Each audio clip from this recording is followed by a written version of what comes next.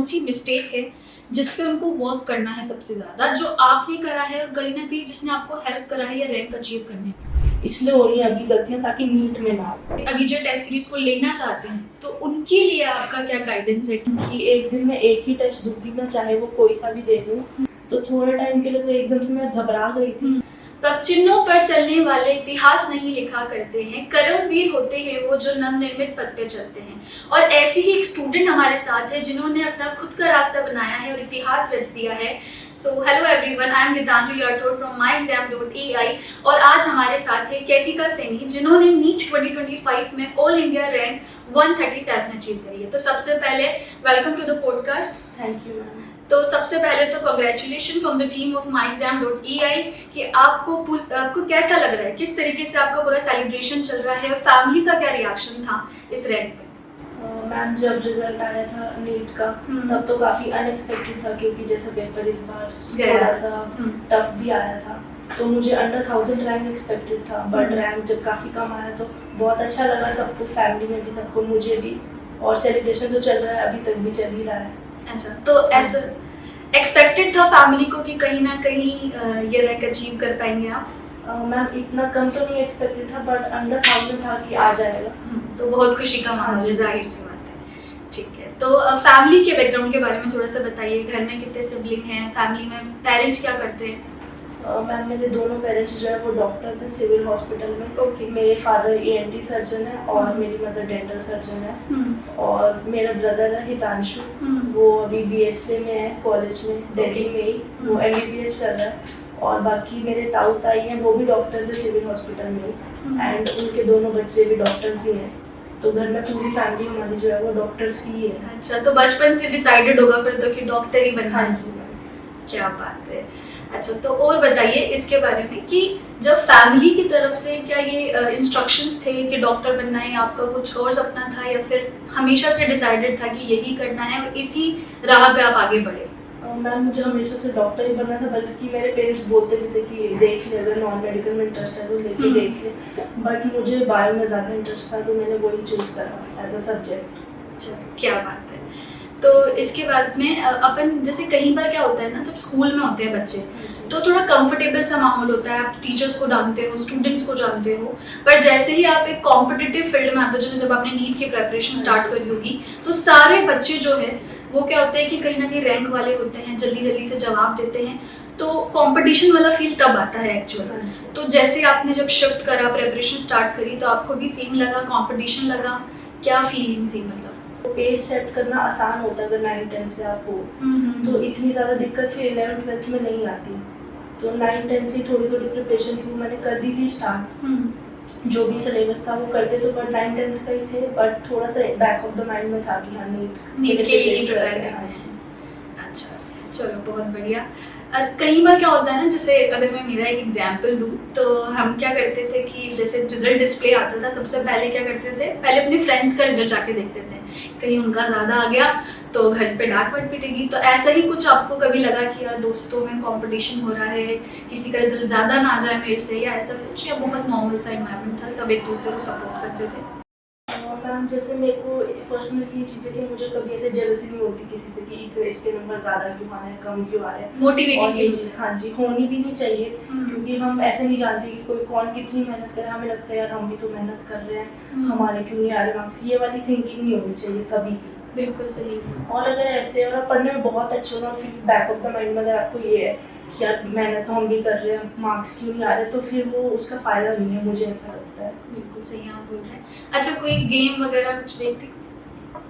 Cricket, football? नहीं, games में interest नहीं है मुझे। आर्ट में इंटरेस्ट है, ड्राइंग करती हूँ, मेहंदी लगाती हूँ। तो मतलब ऐसा होता है बहुत बार, क्या होता है ना कि जैसे अभी RCB का आपको पता हो कि RCB जीती थी, तो बहुत बार आप आपकी कमजोरियों पे ध्यान देते हो, फिर पूरी नेट प्रैक्टिस को सुधारते हो। तो इसी तरीके से जो आपकी प्रिपरेशन थी उस दौरान कौन कौन सी ऐसी कमियां थी जिन पे आपने वर्क करा, जो हमारे जो पॉडकास्ट देखने वाले स्टूडेंट्स हैं, नीट एस्पिरेंट्स और भी, उनको भी हेल्प मिले कि उनको इन किन चीज़ों पे ज़्यादा ध्यान देना? और मैम जैसे 2 years की हमारी प्रिपरेशन है, तो ऑब्वियसली सारे सब्जेक्ट कोई कांस्टेंट तो है नहीं। कभी कोई से सब्जेक्ट में कोई सा टॉपिक नहीं समझ आएगा या उसमें प्रॉब्लम है, कोई मुश्किल लगेगी चीज़। बट जो सी भी चीज़ सबसे ज़्यादा मुश्किल लग रही है उस पर ज़्यादा ध्यान देना है।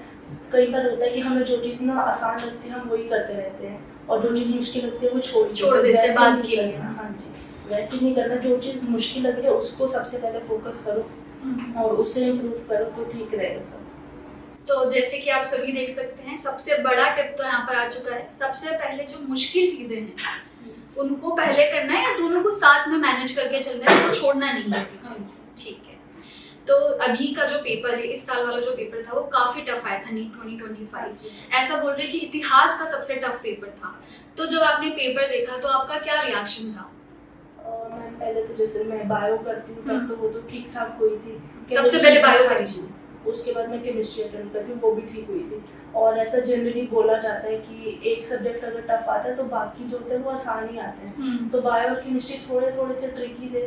तो दिमाग में ऐसा था कि फिजिक्स तो शायद ना सिंपल ही होगी, बट जब फिजिक्स खोली तो स्टार्टिंग के क्वेश्चंस तो मेरे आसान थे, बट फिर दूसरे तीसरे पेज पे आते थे काफ़ी मुश्किल, लंबे क्वेश्चंस थे, मुश्किल क्वेश्चंस थे।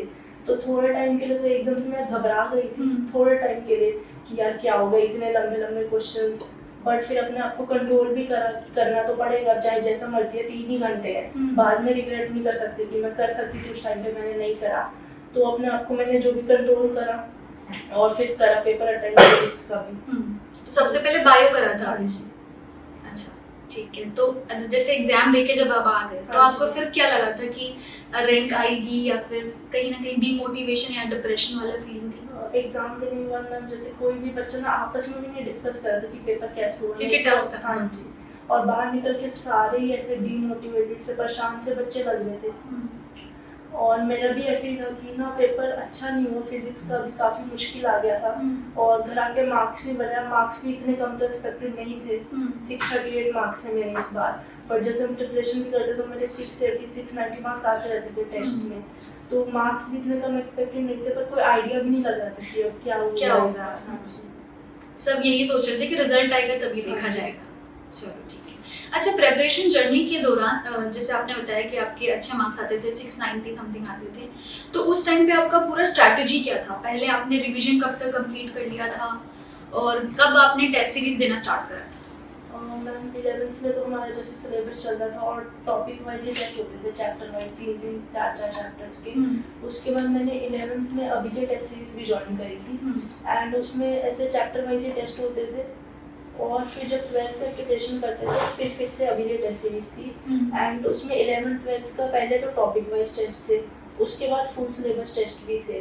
तो जब फुल सिलेबस टेस्ट होते हैं तो कई बार थोड़ी सी ऐसे दिक्कत भी होने लग जाती है कि चैप्टर्स कैसे रिवाइज करें। तो मैंने ऐसा रखा था कि पहले इनिशियली जब फुल सिलेबस टेस्ट देने लगे थे कि एक दिन में एक ही टेस्ट दूंगी मैं, चाहे वो कोई सा भी दे लूँ, और सिलेबस रिवाइज करूँगी। उसके बाद जब काफ़ी अच्छे से सिलेबस हो जाएगा फिर एक दिन में 2 या फिर 3 टेस्ट भी दे देंगे। अच्छा, जैसे आपने भी बताया कि अभिजय टेस्ट सीरीज आप दिया करते थे, तो जब आपको पेपर मिला नीट 2025 का, तो कितना रेलेवेंट था वो अभिजय टेस्ट सीरीज से?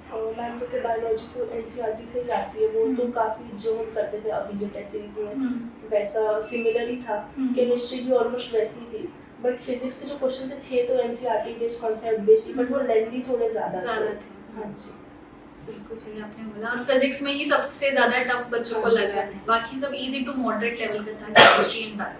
तो जैसे कि जितने भी बच्चे जो आपको अभी देख रहे हैं नीट एस्पिरेंट हैं, तो उनको आप क्या बताना चाहेंगे? ऐसी कौन सी मिस्टेक है जिस पे उनको वर्क करना है सबसे ज़्यादा, जो आपने करा है और कहीं ना कहीं जिसने आपको हेल्प करा है या रैंक अचीव करने में? एक चीज़ जो मुझे लगती है कि एक तो जैसे 12th स्टार्ट होती है तो उसके साथ 11th रिवाइज करना सबसे ज़्यादा ज़रूरी है, क्योंकि वो बिल्कुल ही ब्लैंक हो जाता है अगर हम रिवाइज नहीं करेंगे या फिर अच्छे से क्वेश्चन प्रैक्टिस नहीं करेंगे उसके। और 11th तो साथ साथ रिवाइज करनी काफ़ी ज़रूरी है। और जब हम टेस्ट भी देते हैं तो ये नहीं देखना कि हमारा कितना रैंक आ रहा है या मेरे किसी फ्रेंड के मेरे से ज़्यादा नंबर आ रहे हैं कम आ रहे हैं, इस पर नहीं ध्यान देना। जो भी अपनी मिस्टेक्स हैं उनको देखना कि मेरी क्या गलती है, क्यों है, उन पर ज़्यादा फोकस करना। पॉजिटिव माइंडसेट रखना क्या ज़रूरी है इस दौरान, पूरी प्रिपरेशन के दौरान? हाँ जी मैम, पॉजिटिव माइंडसेट तो रखनी है। ऐसे नेगेटिवली नहीं सोचते किसी भी चीज़ के बारे में, हमेशा पॉजिटिव ही रखना है। कोई गलतियाँ भी हो रही हैं तो उसको एज अ पॉजिटिव ही लो कि इसलिए हो रही हैं अभी गलतियाँ, ताकि नीट में ना हो। नेगेटिव वे में कभी भी नहीं लेना किसी चीज़। बिल्कुल सही। तो जैसे कि आपने बताया अभिजय टेस्ट सीरीज के बारे में, तो कुछ बच्चे ऐसे हैं जो अभिजय टेस्ट सीरीज को लेना चाहते हैं, तो उनके लिए आपका क्या गाइडेंस है कि कितना रेलेवेंस था और किस तरीके से मतलब पूरा प्लानिंग करनी चाहिए?